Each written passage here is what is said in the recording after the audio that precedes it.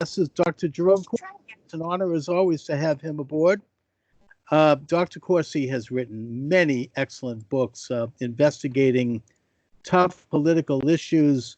He wrote The Obama Nation, Unfit for Command, Black Gold Stranglehold, Atomic Iran. So you can see that the man has his eyes on corruption across the world. But Dr. Corsi, right now, of course, we're in the middle of an election where we see all the polls coming out in the mainstream press saying that President Trump is 11 points behind. Now, I don't believe that, but it's frightening. What's going on with that? Where is he at this point? Well, I think Donald Trump is not 11 points behind Joe Biden. The mainstream media is doing the same thing they did in 2016. They're going to run polls which are oversampling Democrats, and they're going to report numbers that sound like Trump is bound to lose. I mean, I just wrote this ebook. I wrote an ebook called The Plan to Remove Donald Trump from the Presidency. And I think this is done quite well. I think it's on my website, CorsiNation.com. And I think we're in the middle of a prolonged coup d'etat takedown of Donald Trump. And now the plan is intensified. I think the deep state, or the bureaucratic state, the globalists, whatever you want to call it, the hard left, they're all in. All the chips are on the table. They realize they have to defeat Donald Trump this time around, or they will be defeated. And I think even the plotters, including Obama and Hillary, along with Comey and Brennan, all the rest that did this Russian collusion hoax, understand that given time and given Donald Trump winning, they're doomed to face indictments. And we just got the news. General Flynn, the circuit court decided that General Flynn's case should be dismissed. And I think that things have been turning in the direction of a Trump counterattack, which is why we see all this, violence in the streets and the use of a COVID-19 to shut down the economy, the Democratic governors. I go in detail how it all fits together. But, Charles, I don't think it's going to have a decisive impact, because I think it's going to boomerang. The Democrats are now running their 2020 presidential campaign in the streets. I mean, if this is what you want to live in, they'll be happy to provide a Maoist, Revolutionary Guard, Red Guard movement. There'll be cultural revolution every day, tearing down statutes. You call the police department or the fire department, Antifa comes to your house and harasses your family and steals what they want, then they make sure the house burns down. I mean, is this really the way we want to live? It's not, but yet, they've thrown everything they can at Trump. And starting with the treatment of the COVID-19, which China knew full well about, but allowed to come into this country without mention. Now they've got the, riots in the streets where black businesses are being burned, black neighborhoods are being terrorized, black people are being killed. You've got an increase in crime because police are being denigrated and demonized. So Chicago now has more murders than it's had in, I think, 60 years, I saw. In all these big cities, which are run by liberal Democrat machines, these rotten governments are allowing their cities to be burned and looted. And of course, you have the answer by the left is to rip a black face off of the pancake box. This is their definition of dealing with racism in this country. But yet the mainstream media, I watch it every night. It's story after story after story, picking up some triviality about President Trump. He looked this way, he did this thing, and going on and on about racism, with the implication being that somehow anybody that doesn't goose step to the left is a racist. And it's discouraging, but most people don't have time to pay attention, Dr. Corsi, to programs like we're doing and your excellent work. They only have time. They're too tired after working a job and paying taxes, 42% of their income. So they get home and they watch the 6 o'clock news. They watch Nora O'Donnell and they watch Lester Holt. That's all they get, and it's just devastating. It's so vicious and such filled with lies. And so no wonder the polls are going up. What do we do about that? I don't think the polls are going up. I think the polls are completely biased. I mean, I remember I had the same impact in 2016. I look at Joe Biden, and I can see that they have to pay people. They can't get 10 people to come out and see Joe Biden. Of course, he's not out. He's in the basement. But if they did bring him out, he's incoherent. He is clearly suffering some kind of a early stage senior dementia. I mean, there's no other explanation for his incoherence. And he's not going to be, except for the Democrats by default, the Democratic Party has moved hard to the left. It's now a Maoist, radical, leftist party that's Democrat socialists. And it's just not, Americans aren't going to buy it. I mean, the right at the moment, with people coming out of, worried about getting back to work and losing houses, losing businesses, losing jobs. You got 40 million Americans who've lost jobs. This is a frightening time, and people are not yet focused on the election. But I guarantee you this is not the way to run a Democratic campaign, because the violence in the streets, the tearing down of statues, the spray painting and the ugly thuggery, the extortion, the burn down a Wendy's restaurant in the area where this George Floyd was murdered. And okay, so they say, the Black Lives Matter says, Wendy's, we'll leave all your franchises alone around the country, but we want you to take a knee to Black Lives Matters and pay us some money. It's a shakedown. It's a basic mafia protection racket that they're running, and brand names do it because they don't want to be trashed. Wendy's doesn't want to have their stores destroyed. But if we're going to run the country this way, if this is what the Democrats are going to do, no police, not willing to call in the National Guard, average American's not going to vote for disorder in their neighborhoods. They're not going to vote for their children seeing the police with weapons taken out of the schools.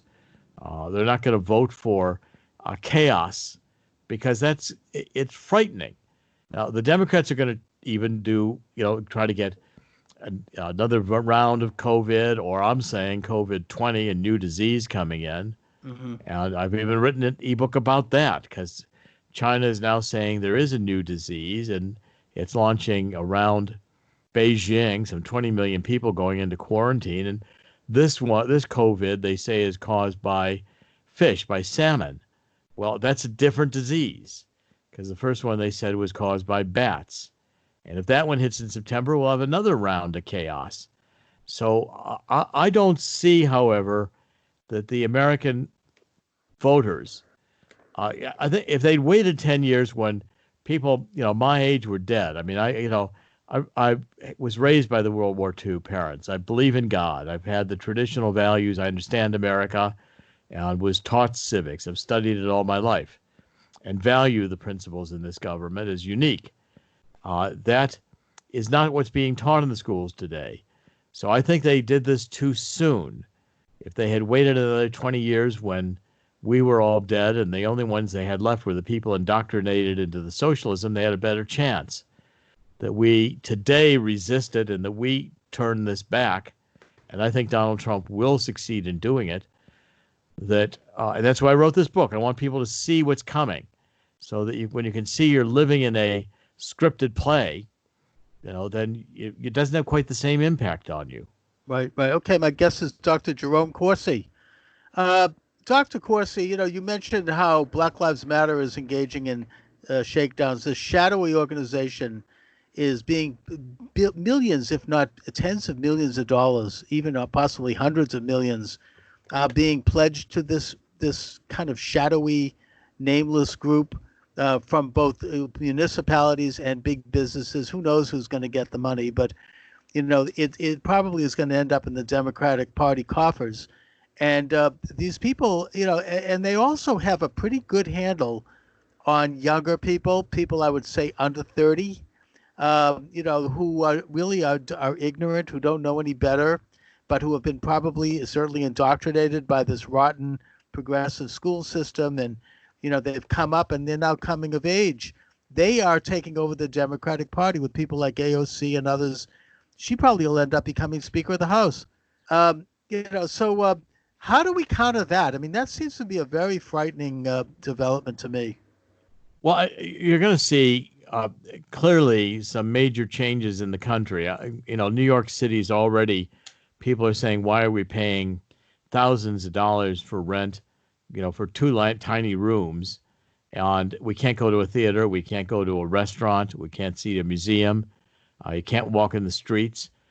People are leaving these cities, and certainly Seattle is going to have a major outflux of business. The tax bases are going to be dramatically hurt. First, because you had all these months of inactivity. But when you get back to work, businesses aren't going to open again. A lot of these small businesses are going to fail. And the impact economically long term on these communities that go left, the cities are all dominated by Democratic mayors and governors, and states like New York, where the cities like New York are a business starts abandoning. People learn they can work from a distance. They don't have to even be in Manhattan. You're going to see some fundamental changes come about in the country, and these get everybody in the street is following the same model that the left has architected in the Arab Spring, the Maidan. These are the same patterns. You have prolonged protests, which have an initial very violent period of time, and then they settle into a milder period. But there's always some incident which heightens the tension.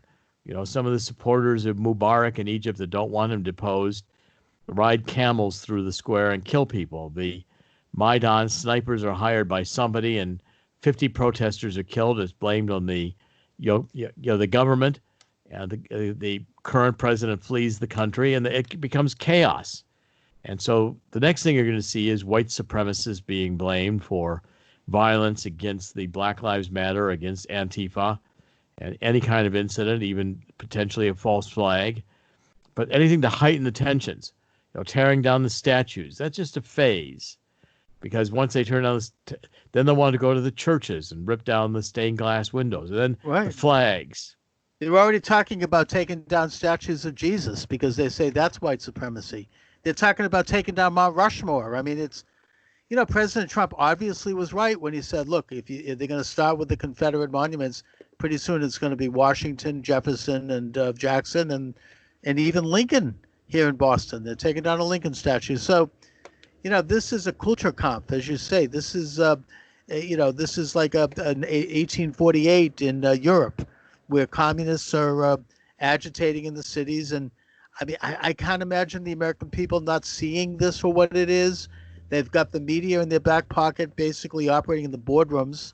It's kind of the scissors effect. They got the top 1% leftists, manipulating from the top, and they got the people on the street manipulating from the bottom. I only can hope and pray that the American people are going to see this. Now, Dr. Corsi, you mentioned snipers. We know that this incident in Minneapolis, it was almost inevitable. Anybody could have predicted it, that you'd have some bad guy dying, unfortunately, and he shouldn't have been killed. But it would be turned into a race-oriented incident when it probably really wasn't. And then the same thing with Atlanta.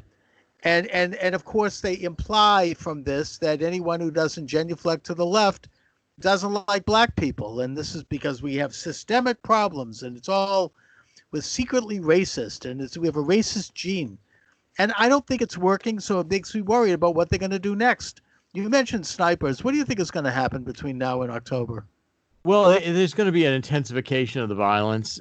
There's going to be some incidents where they begin they're going to begin blaming white supremacists. There aren't really a lot of, white supremacy in the United States is it's an insignificant phenomenon. I mean, David Duke is pretty aging these years, and I don't see white supremacist armed militia groups being anything more than an FBI leftist fantasy and maybe a television show.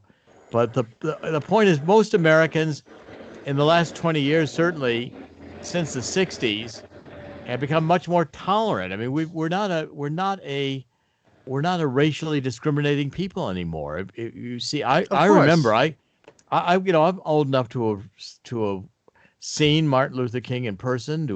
He was about equal rights. He was not about manipulating race. This is a reverse racism. You have to kneel to blacks. Well, that's just using race as power again. And the point, Martin Luther King wanted equal rights. After the United States of the 1950s that I remember growing up in was very different than the United States of today. There was segregation. There were segregated lunch counters. There were segregated restrooms. There were clear differences between blacks and whites. Today, that you don't see that again. It's not there. Now the blacks can say, well, we don't have the equal this and that. Well, again, the opportunity is there. That we should have all these affirmative action plans and all the guilt issues is a manipulation of the politics that's very much in the communist game. Social justice is something that motivates the kids, and adults know that life is not fair. You can't have equal results in things. People weren't born with the same intelligence. They weren't born to the same mothers and fathers. They were born in different circumstances. But anyone who studies human history, including African Americans in the United States, know that African Americans have excelled in every form of endeavor I can think of, from government to science to arts, you name it. And the door is open. There's never been a better time to be black in America than today. And a lot of their success, and it's an incredible story of success, is in spite of left-wing programs that go back to the 60s, which have kept black people down, which have damaged the black family, damaged the black church, damaged black education, and damaged black entrepreneurialism. And in spite of that, they've done very well. And really, the police are the last resort for the social problems that I would argue the left has caused the black community in particular. And, now they want to tear that down. It's insane. Well, so they'll defund the police, and these cities will be left open for drug gangs, and kids will get caught in the crossfire.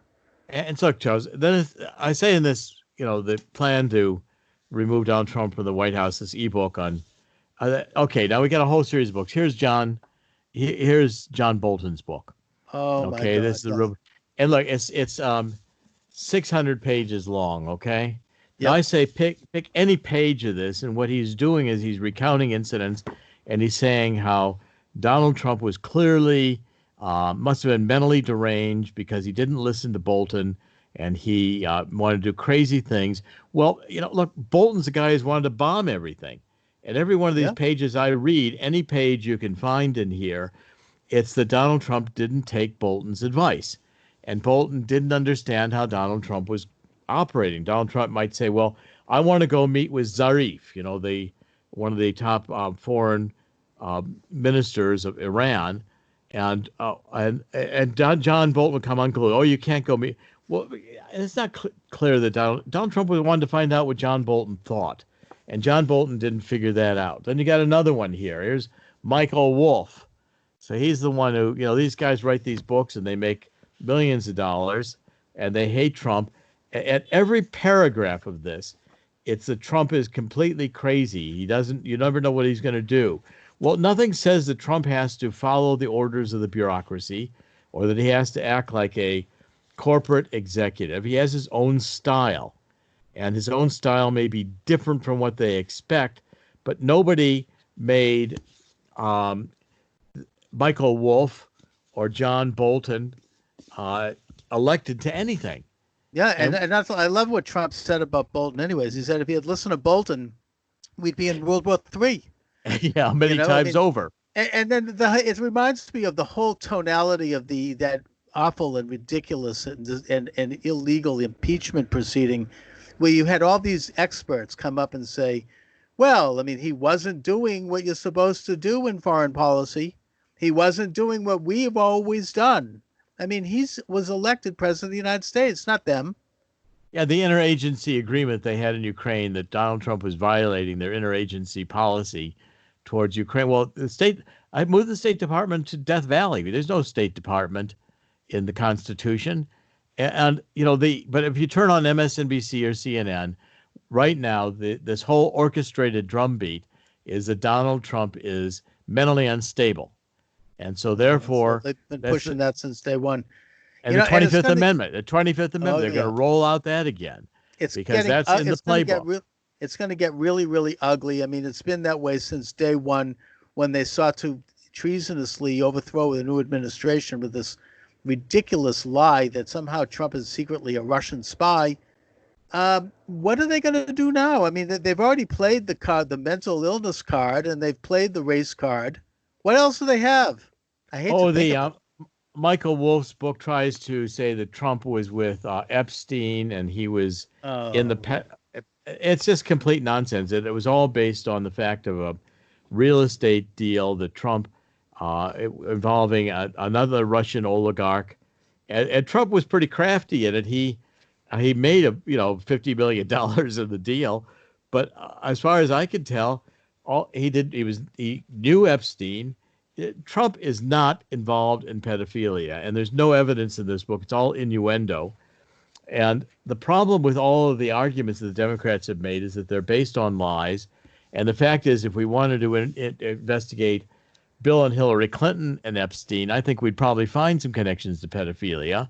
If you uh-huh. want to look at the establishment, both in the United States and Great Britain and maybe around the world, and including the Silicon Valley, I think you could find a lot of organized trafficking in underage children for sex. And I do think that there's government cover up on it. And this is a massive scandal. But I don't think Donald Trump's involved in it. I think they're blaming Donald Trump because they don't want themselves investigated. And they want to Right. maintain the status quo and their positions in the power structure so they can continue the criminality they're doing without having Donald Trump honestly investigate them. No, and I think Trump actually is investigating these sorts of crimes. In fact, my understanding is that investigating child sex crimes and pedophilia has quadrupled under Trump. So maybe that's what they're afraid of. Yeah, they know that Trump will go after this, and he's gonna. It's not just the top of the FBI or the Department of Justice.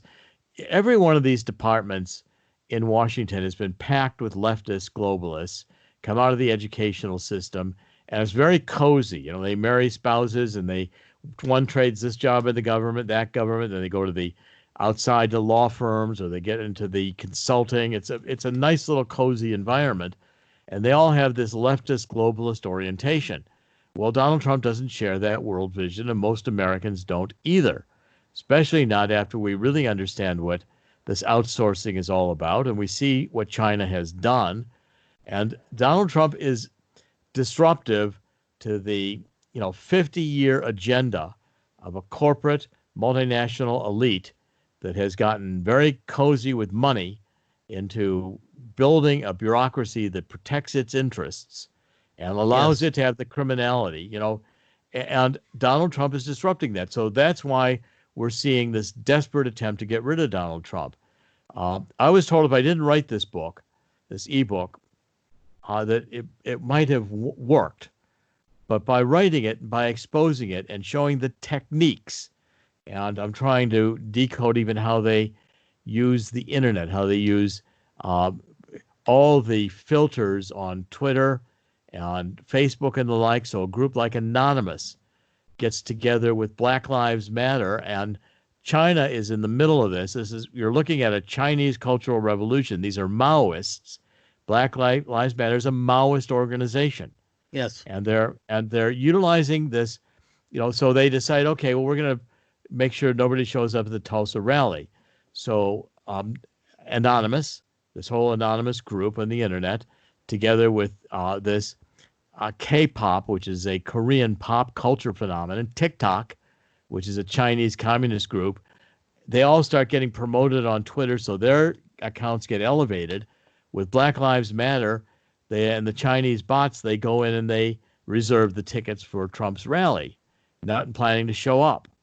And then when it comes time for the people to come into the rally, Black Lives Matter has the organization, here's where you show up, here's where you show up, here's where you, with maps, with money, with the protest scripted out to block people from getting into the arena or make them go home because they're being hassled and not stay there in line to fight that hassling in order to actually get into the event. This is Right. all organized, and the internet is how they're communicating. This secret kind of chambers within the internet and the bots where these groups that Twitter favors, suddenly have 1 million followers. And people Sure. like me, we lose followers every day. And it's not even shadow banning. We just don't get seen. Okay, No, so I get that. Believe me. I mean, I'm dealing with it myself, and that's a big subject. I mean, I think President Trump did come out with an executive order recently that at least moves the ball a little bit. It could do a lot more, but this is really a big story. I mean, this is manipulating the media, manipulating the means of communication, and it's a very, very troubling phenomenon. Anyway, this is Jerry Corsi. Listen, I want to thank you for joining me. I know we're at the end of the time.